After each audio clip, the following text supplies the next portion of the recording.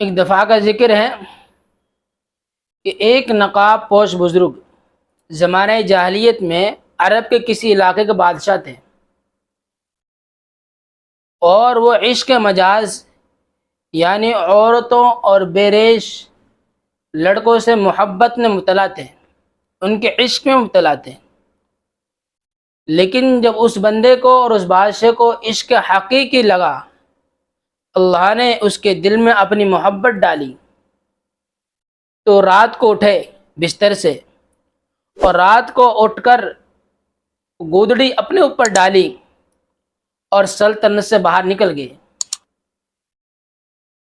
اس کے اندر عشق حقیقی آ گیا تھا اور سلطنت سے باہر نکلے، کیونکہ یہ سلطنت اللہ کی یاد میں اور اللہ کا یاد کرنے میں رکاوٹ بن رہی تھی۔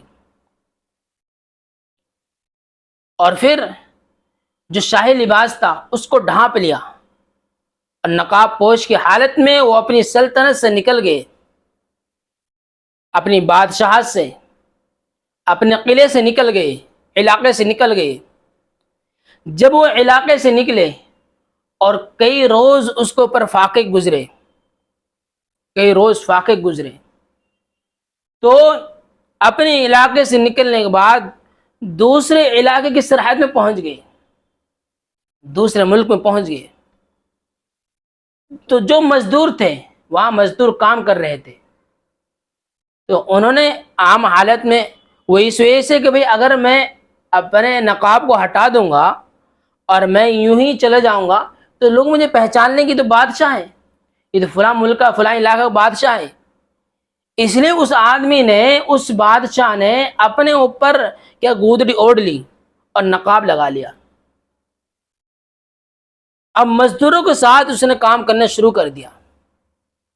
جو مزدور کام کر رہے تھے دوسرے علاقے میں، دوسرے ملک میں جا کر، وہاں جب اس نے کام شروع کیا، اور کام شروع کرتے کرتے جب ہوا چلتی تھی تو اس ہوا کی وجہ سے اس کا نقاب تھوڑا سا ہٹ جایا کرتا تھا۔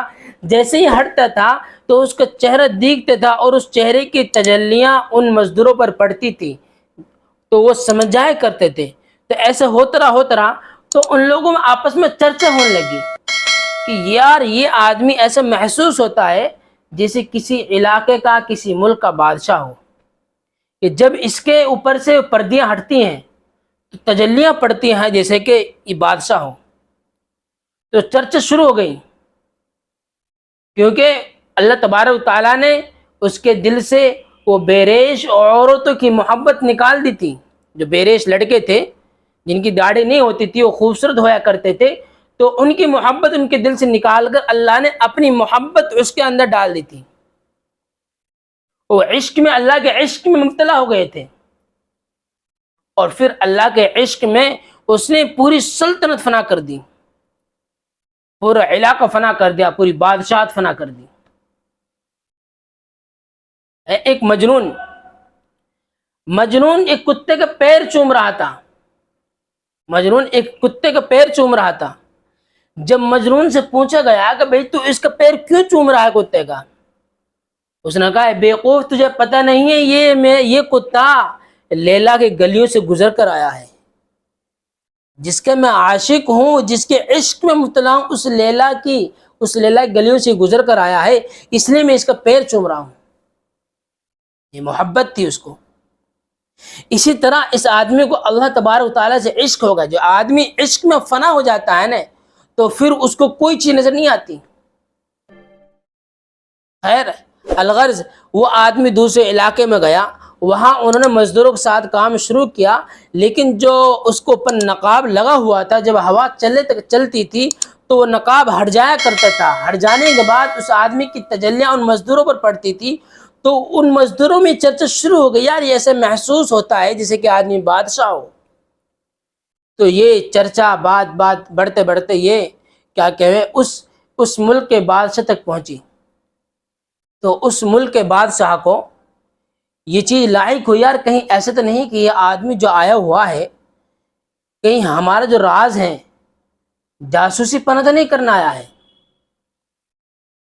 تو انہوں نے سامان سفر باندھا، وہ بھی چل دیا وہاں سے، چلنے کے بعد جب اس کے پاس پہنچا اور اس کے پاس پہنچنے کے بعد ان نے سب مزدوروں کو ہٹا دیا اور اس بادشاہ کا، اس نقاب پوش آدمی کا، اس کا نقاب پوش ہٹا دیا ایک دم. پہلے ان کو ہٹایا، پھر ان کو وہ ہٹا دیا، پردہ ہٹا دیا. اب جب ان سے بات چیت کرنی شروع کی کہ بھئی آپ کو ایسی کیا چیز لائق ہوئی کہ آپ نے اتنی بڑی بادشاہت پیچھے چھوڑ دی، کیا بات آپ ہمیں بتلائیے. آپ کے اوپر ایک سلطنت کیا لاکھوں کروڑوں سلطنت قربان، کہ جو آپ کیا کہیں ایک اتنی بات پہ اور آپ مزدور پر آ گئے. تو اس نے پتہ نہیں کیا بات کہی کیا بات نہیں کہی کہ اس نے ایسی بات کہی کہ سامنے والا جو بادشاہ تھا اس کے دل پر وہ بات ایسی اثر ہوئی کہ وہ بھی اس آدمی کے ساتھ چلنے کو تیار ہو گیا،